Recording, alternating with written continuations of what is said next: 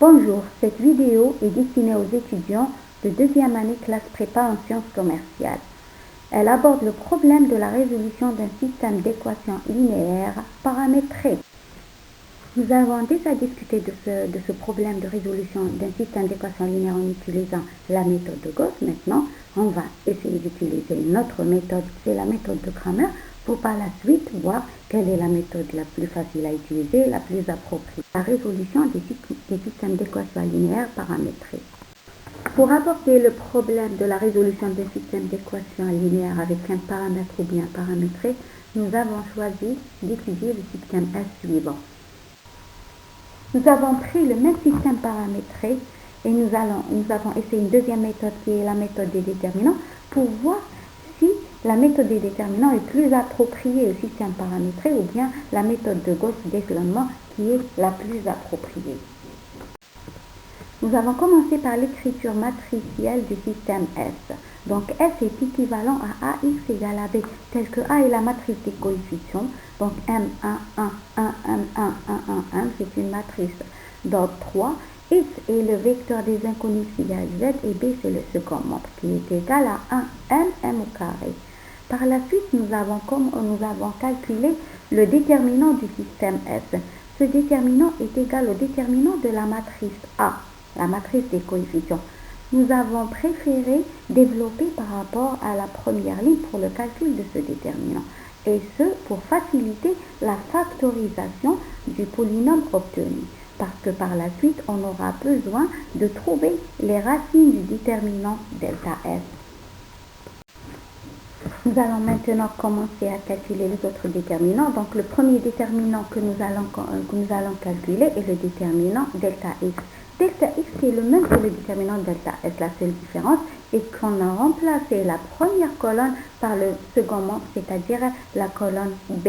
Donc au lieu d'avoir dans la première colonne M, 1, 1, on a un M au carré. Pour le calcul de ce déterminant, nous avons développé par rapport à la première ligne. Nous avons choisi de développer par rapport à la première ligne au lieu d'utiliser la méthode Sarus pour faciliter aussi la factorisation, qui n'est pas nécessaire dans ce cas, mais qui va nous simplifier le calcul par la suite, c'est-à-dire la simplification du résultat tout simplement.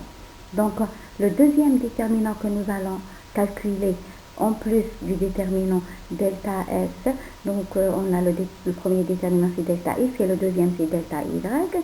Donc delta Y, il est obtenu à partir du delta S en remplaçant cette fois-ci la deuxième colonne par le vecteur B. C'est-à-dire, au lieu d'avoir dans la deuxième colonne 1, 1, 1, on a un M au carré. Par la suite, on a développé toujours par rapport à la première ligne et après simplification, nous avons obtenu delta Y est égal à M moins 1 au carré. Le dernier déterminant que nous allons calculer, c'est le déterminant delta Z. Pour le déterminant delta Z, on va remplacer cette fois-ci la dernière colonne du déterminant delta S par le vecteur B, c'est-à-dire un M au carré. Donc, après calcul, en développant toujours par rapport à la première colonne, on va obtenir delta Z est égal à 1 moins 1 au carré fois 1 plus 1 au carré. Maintenant, nous allons commencer à discuter les résultats.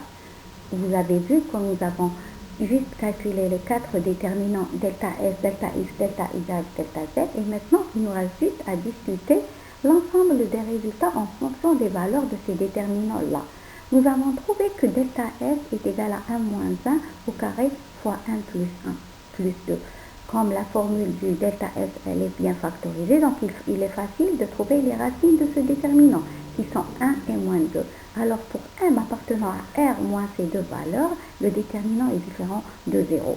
Et d'après la méthode de Cramer, si le déterminant il est différent de 0, donc la solution elle est unique et elle est donnée par la formule suivante. Donc x égale z est égal à delta x sur delta s, delta y sur delta s et delta z sur delta s. Après simplification, nous allons trouver que la solution unique est x égale z est égal à moins 1 plus 1 sur 1 plus 2, 1 sur 1 plus 2 et 1 plus 1 au carré sur 1 plus 2.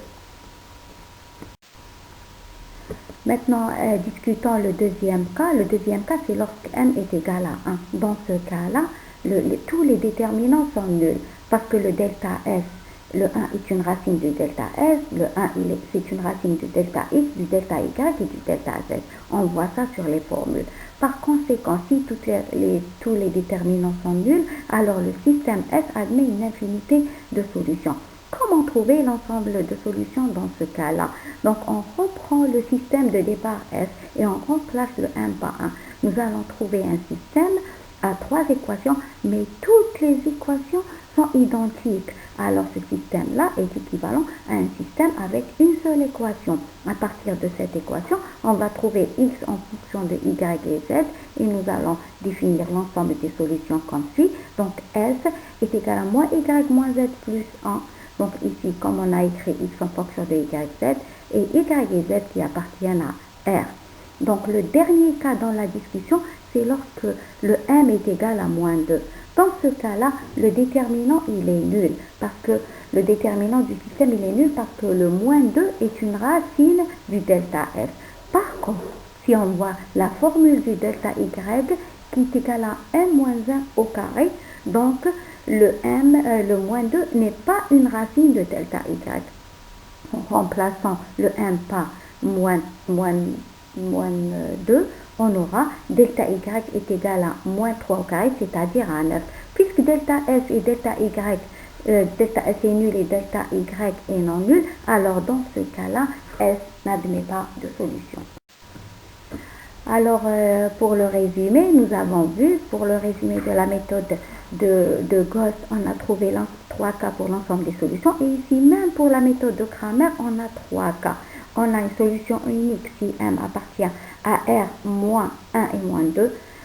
On a une infinité de solutions si M est égal à 1 et on n'a pas de solution si M est égal à moins 2. Et si on compare l'ensemble des solutions, on va voir qu'on a trouvé le même ensemble des solutions.